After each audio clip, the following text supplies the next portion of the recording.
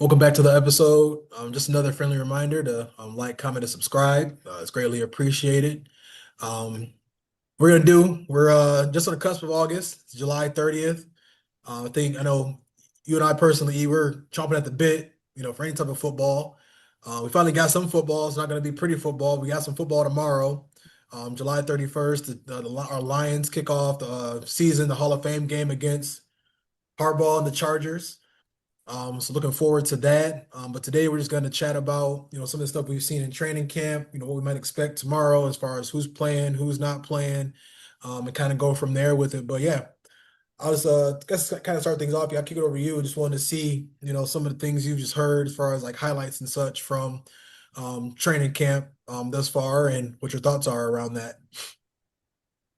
Yeah, so I would say, wonderful time of year. It's always great when, you're sitting around just thinking about the hope of all your football teams and, all that good stuff. So it's a great time of year. And, I'm similar to us, every podcast out there's got some boots on the ground. They're watching, reporting back what they're hearing. And I'm loving what I hear. I guess the first thing that stands out would be just, and I hope it's not too much hyperbole, but just how physical the practices have been. Yeah. Dan Campbell having to step in and kind of tell people, hey, we steel sharpen steel, but we can't cut each other's heads off. So it's that's a big story to me. Just that I think that shows a little bit of the culture, just the type of players we're drafting, people who are fighters and go forward on that. So that's the first thing that stands out to me.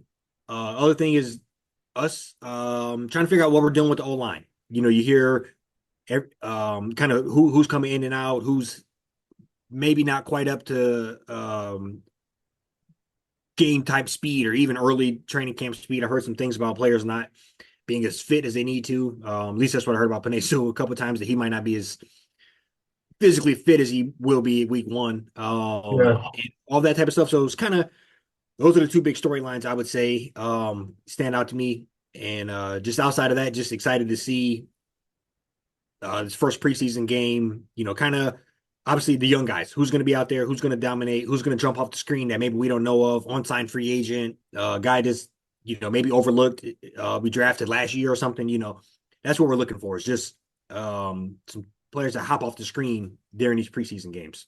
Some unexpected players that hop off the screen. For sure. Yeah.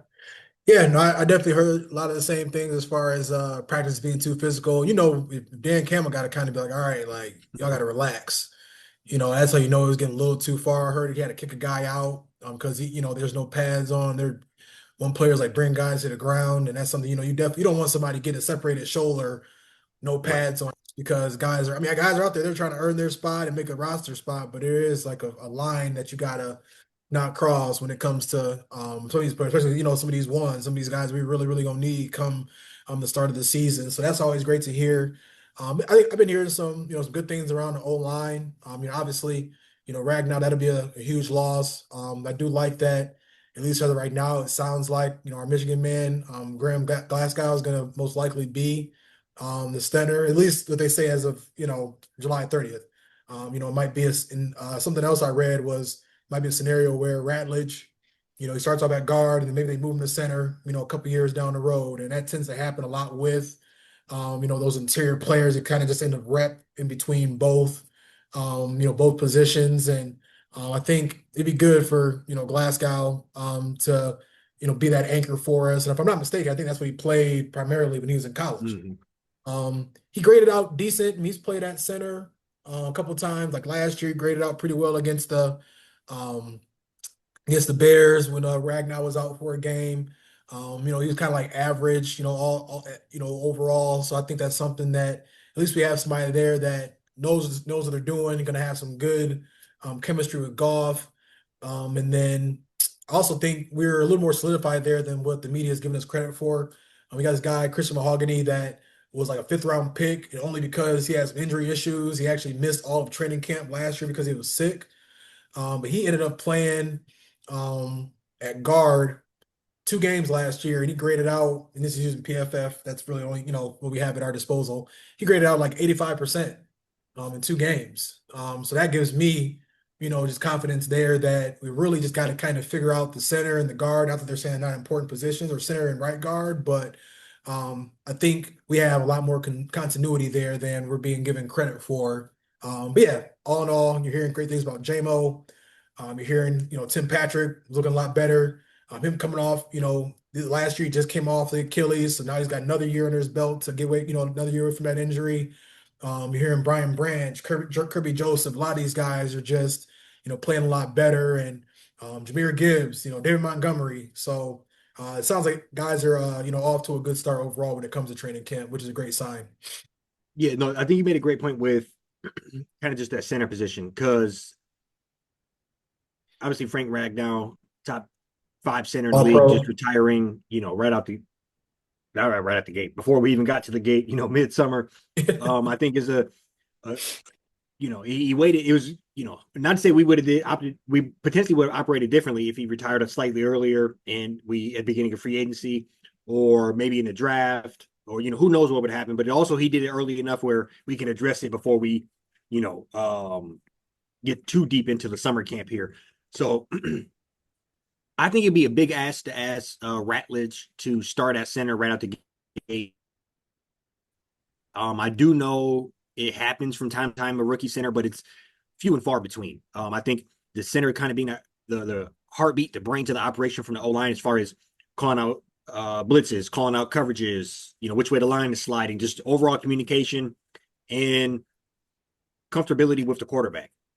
And just kind of how that has to be seamless. It's the biggest thing that gets overlooked is just how if you have a good center quarterback flow there, it's not, you don't see drop snaps. You don't see them hiking the ball in the quarterback's gut when he's still yelling out, things to the team, trying to dictate and coordinate people. So I think that is you would rather go with the proven vet for probably a majority of the season. And I feel like I've heard that Graham says he prefers to play guard, but Hmm. you don't always get what you want, and you kind of got to, for lack of a better term, take one for the team this year around and hold that down. So we have the consistency from that spot. We know what we're getting, even though he is probably I hate to say it, a half a step behind, but it's that's major. And then so kind of that flow, and then obviously we know what we got Panay Sewell. I've heard a couple different reports that I think he had a baby over the summer. His wife had a baby over the summer. I think he's kind of just got a lot of things happening. But I know he's a warrior. He's going to come up and come to play when it's time. And him and Hutch, they're going to get each other ready for that first season. Those Oh are yeah. two all pros going against each other, snap after snap throughout practice. So, I will say that I don't want to call it a center controversy because I think it's night and day that you should probably start Graham, but maybe potentially Ratledge gets a lot of snaps at center during this preseason just to get more familiar with it, kind of ease him into it that way, get as many snaps as you can with him. But I do think probably by mid-August you want to have that figured out with whatever you're doing and get each player comfortable at that position that they're going to be playing the majority of. Sure. Yeah, and I think, Ratledge, I think they said he played little center in college. I think he was playing against Jalen Carter and, some of them other type of guys in that interior over at Georgia. So you like to hear at least some familiarity there, but he was really like I think he was like all SEC at guard. So you want to kind of have your rookie play somewhere where he's comfortable to kind of start off, do this for about a year. Honestly, don't know how much time Glasgow got left playing either. I mean, he's coming up on 10, 12 years, was pretty banged up a lot last year, which why he didn't play as great, sometimes. So yeah, I mean, I think yeah, and I think it's just gonna play.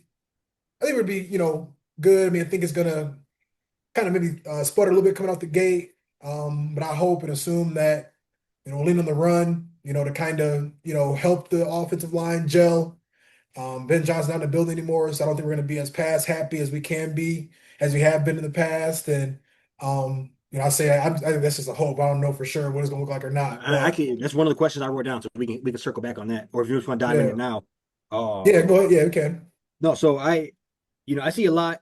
You watch any podcast, um, from like a Lions fan base, they're dogging out Ben Johnson, saying he basically was a figurehead and this and that. And I'm not saying there might not be a little truth in it. I do think he is a bit of a mastermind, but maybe not head coach material. Yeah, But I look at the John Morton. I'm a little so what I read slash watched on a couple of videos is when they talk about the scrimmage versus the offense and the defense, they said that the defense was kind of kicking their ass like the first 5 series. I think the defense gets 2 points every time they get a stop. It was 10-0 before the offense kind of picked up. And they were saying that there was a lot of deep shots. He was pushing the ball downfield a lot, and because of that, the O line was getting tested. Hutch was getting back there. They said okay, Jack Campbell had a sack, so that makes me wonder: were you trying something? Are you kind of seeing how it fits, or is that kind of more your game plan? And then I dove into him, John Morton, a little deeper. He's an ex wide receiver. First of all, he's from Auburn Hills, which is crazy, but he's an ex wide receiver. Western. Played a wide receiver at Western, had a couple of minor stints across NFL for a hot second, and has been on the offensive side of the ball as a receiver coach or passing game coordinator every step of the road. So that just made me kind of wonder and question in his heart of hearts, is he more of a pass first guy or is he a whatever is working? Let's move the ball. Because there's two different type of, I think, offensive coordinators or offensive minds.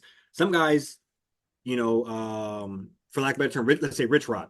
Rich Rod, he wanted to score points using his system. And Yeah, then you have other coaches where I can kind of coach what I have and lean into this. We got a running quarterback, let's lean into it. We got a dynamic backfield, let's lean into that. And so I kind of wonder, what's he going to do as far as that goes? Because these two running backs need to be leaned on, and I agree. so I wonder with kind of reading that the ball was getting stretched down the field a lot in longer deep passes, and he comes from like a heavy offensive passing game coordinator, at like 3 different stops, wide receiver, kind of just a little bit of questions I have as far as his true identity, what's he gonna lean on. Yeah. Um, No, that's a good call. I didn't. yeah, I wasn't really aware of a lot of that. I mean, I know, yeah, I really knew he came from Denver, and he was with us a couple years back. So yeah, I would yeah. say So yeah, real quick, he was the Denver game passing coordinator. I think he's been mm, Saints game passing coordinator, and he was a OC at the strategic Jets. offensive coordinator or something with us. Yeah, So it just just things to wonder and things to think about. Not saying he can't be dynamic, but I think we know we have weapons. I think we need to figure out how we want to win, and that's leaning on that line, which yeah, helps golf, which helps the defense. Which it's a sure. whole big equation here if we do it right. Yeah, no, I think and I think you know how I am. I'm always like lean on the run Mm-hmm. to open up the pass. And I feel like one thing too is kind of going into this season. I do hope that the defense is where they need to be. Because my thought process is like if we were like a top three offense last year, we were like a bottom half defense because of all the injuries and everything. I wouldn't be, mad at us being like a top 10 offense or a top 12 offense if our defense is more in that like top 15, top 12 range as far as, as long as we stay healthy, which I think we can be. We just haven't been able to keep everybody, healthy throughout the season in order to kind of see what that'll look like, at Right. scale. But I do think this is like the best defense we've had. We got some guys that are still kind of coming back from injury, like, Wingo, Malcolm Rodriguez, and Lee McNeil, of course. So, I would hope that the defense, kind of how we talk about with Michigan, you hope that the defense is kind of ready to go out the gate to give the offense some time to kind of pick up speed to where we're like getting into these shootouts with some of these teams where like the offense they've had to be perfect for so much the last couple of years where you hope you can get a little bit more support from the defense this year, earlier on in the season to help the offense kind of get things going. Because it is going to take some time with the O line being retooled a little bit for sure. Yeah. No, it definitely will, and I think it's probably that's um kind of the summarization I got from the scrimmage they have versus offense and defense. Defense, it's kind of like sharks smell blood in the water. Offense is Yeah, they're playing, a little bit of chess. They're trying to figure out if this works and did this work yeah, in progression, or is I like if we that. completely forgot to even figure this part out in this game. So I think as the practices go along, they'll probably begin to pick it up a little bit. Uh, but no, I agree with you on that, and it's the deep. It makes me wonder. Last you hear so often so many people talk about how they're gonna. I literally heard people say he's gonna unlock the offense. I think that's ridiculous. But what I because you how do you unlock an offense that was top two? Well, probably one last year. I think first in Yeah, points, top three or something in first or yards. second, yeah, Yeah, so I don't know how you can unlock that, but what I would say is let's like I texted you the other day, let's know when to peak. Let's, we don't hmm need to be dropping 50 balls and having the whole, looking like a college team basically in week 10 and then not having it work at all, in the come postseason when it matters. So maybe a more healthy team overall where offense is seventh in the league, but defense might be 8 or 10, and I think yeah, that's a balance. that's a recipe for winning games into late in January. Also, kind of what's the split look like as far as running ball and passing it? I think with the two running backs, we could definitely have a 2,000 yard backs if you really want to lean on that. I did hear they So put on having Gibbs and Montgomery on the field more, and Gibbs like in the slot, yeah, running some routes and such too, which would be interesting. yes, that would be interesting. Because we used them pretty interchangeably last year. I mean, Gibbs did a little bit of that, but it was much more. This is Gibbs series. This is Montgomery Montgomery's. series. This is good, and but yeah, I kind of wonder how that would work out. And so what do you think the odds are we have 2,000 yard backs this year? Uh, I mean, it wouldn't surprise me. I think it'll probably be more like I could also see it being like Gibbs like around like 1,000, and then 600, maybe like 500, 600 yards receiving, and then Montgomery maybe at like 800, 900, yards rushing with like 300 to 400 yards. I think it could be Mhm. kind of like maybe like 200 to 300 yards receiving. I think they could both kind of like hover around it. I mean, they probably would have did it a couple like probably last year and the year before if things would have worked out just like a tad bit differently. I think Yeah. Gibbs was like one big run away from being over 1,000. Montgomery hit 1,000, and then Gibbs went over 1,000. Montgomery got hurt, last year. So yeah, I mean, it wouldn't surprise me. And I do think, like you said, I think that does have to be our bread and butter. I mean, obviously, you know, say Jameson Williams will take the top off and open things up quite a bit to where we can run that ball a lot. St. Brown, we hardly even talk about him anymore because we already know he's gonna be good for Yeah. 95 catches, 1,300 Mr. yards, eight Consistency. touchdowns. Yeah. And then Sam Laporta, I mean, I think that's somebody that you don't hear anything about really anymore after his rookie year, to where I mean that could be a guy that could also pop off and end up being like a top five, top three tight end this year as well. So and didn't even mention Tim Patrick. They got some When you crazy mentioned Tesla, weapons. They didn't even mention Isaac Tesla, who's been making some pretty solid plays. It looks no, like in no, training camp. I'm half joking, but no. So I think you kind of mentioned it. So the couple of questions I had for you were odds of 2,000 yard backs, and then you mentioned JMO's odds. JMO passes St. Brown this year in receiving yards. Man, I mean, it's definitely there. I'd say it's pretty high. I'd say it's a pretty high chance. I'd say I wouldn't surprised if it happens. I mean, he Yeah, had 58 catches for just over 1,000 yards and missed 2 games last year. right. I don't know his Amon-Ra St. Brown stats look like, but we know he's more of like a possession guy. He'll get you 8 to 9 catches for like 75 yards. J-Mo can get you, three You or get four 75 catches for yards a on buck. one Yeah, for a yeah, buck 20. yeah. And he's getting He's back into his zone. 75 to the crib on a little bubble screen. Yeah, 75. he's getting into his Um, zone. I mean, we saw him take a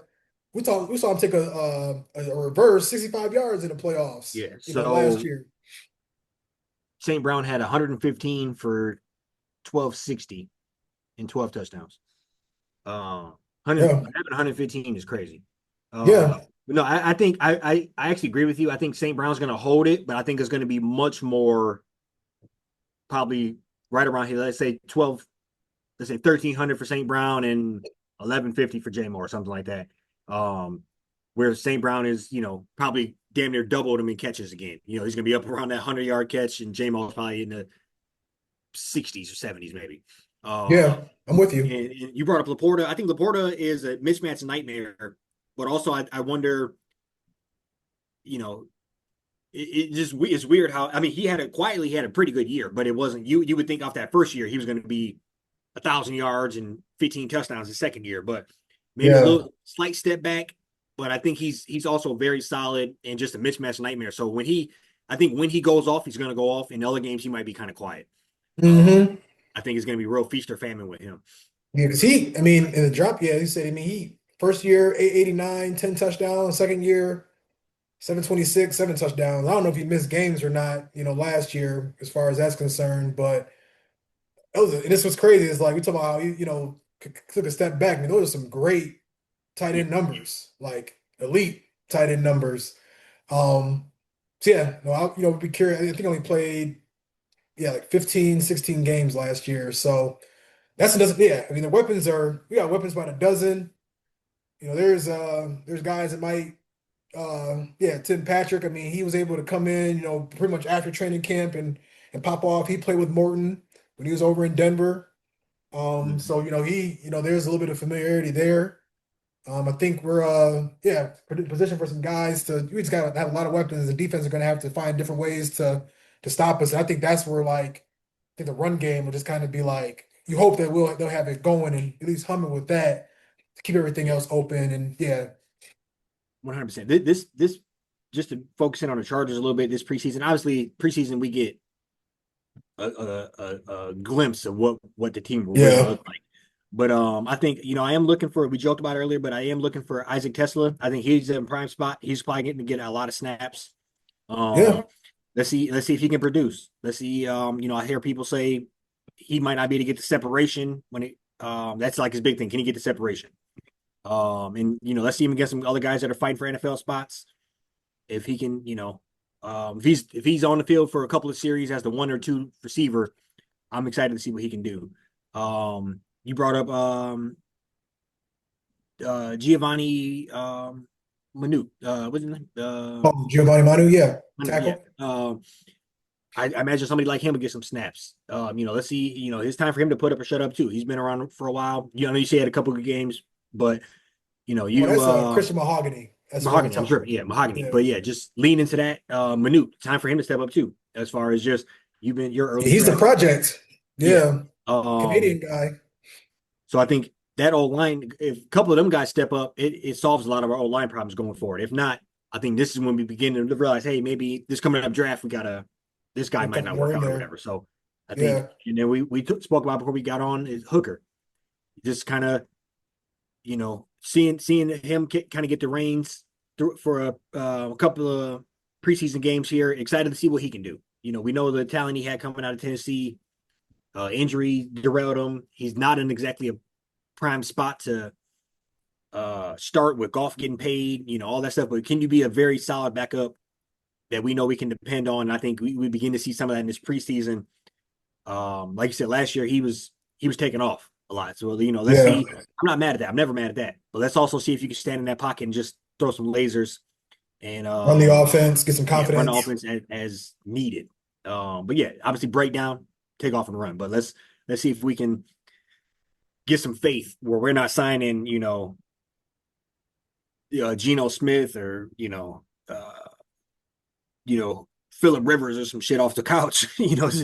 Come December, I think Yeah. that's kind of where I'm hoping we're at. Yeah, no, it'd be good. Yeah, and that was one guy you brought up, Manu. I kind of forgot about, but they say he lost a little weight. He was Mm-hmm. working out with Taylor Decker in Phoenix. Yep. That's a good guy to, be around and some other old linemen that, playing pretty well in the league. And yeah, that guy, he's kind of a freak of nature. He Yeah. tested What was out. he? He A really fourth round strong. pick, I think. Oh, he's a third. Third. So yeah, I think Yeah. this time of year, this time around, we got to see, um, another roll of the dice. Someone working out, someone aren't. A guy, big 380-pound lineman. You're 6'7", 350. 350. Yeah. Oh, So fourth round pick. Okay. fourth round. Yeah. Yeah. So yeah, I think somebody like that.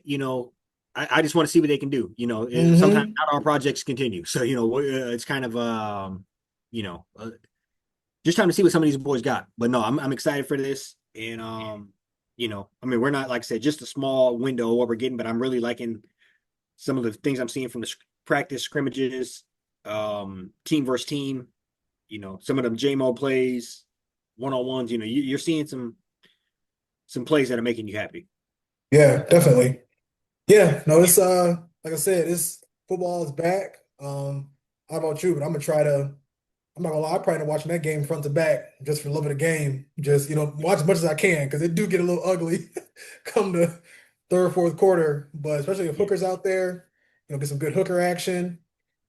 Check him out. See what he got for us, see what he can do. You said Tesla, some of these other guys. He drafted a receiver from Georgia in like the seventh round. I'm blanking on his name right now. See if I can pull it up here real quick. Um, Oh, yeah, I can't think of it either. yeah, I can't think what his name is, but um, But no, yeah, no, I'm smaller with you. guys. So it might be like a replacement for I'm blanking on everybody's name right Patrick, now. Tim Patrick. For like Raymond, he'd be like a replacement for like Khalif Raymond maybe down the road. Just a little jitterbug and just kind of catch a screen route, take it to the crib. Yeah, just looking forward to seeing what some of these other guys got that will be playing a lot. Going into the season. Ahmad Hassanin, that's somebody Yeah, you'll get a lot of snaps. he might be able to do too. So, but yeah, looking forward to it and excited to see what the team has tomorrow, starting off the season. Yes, sir. We're about to end it. You got anything else for the people? That's all I got. Talk to y'all next week. Peace.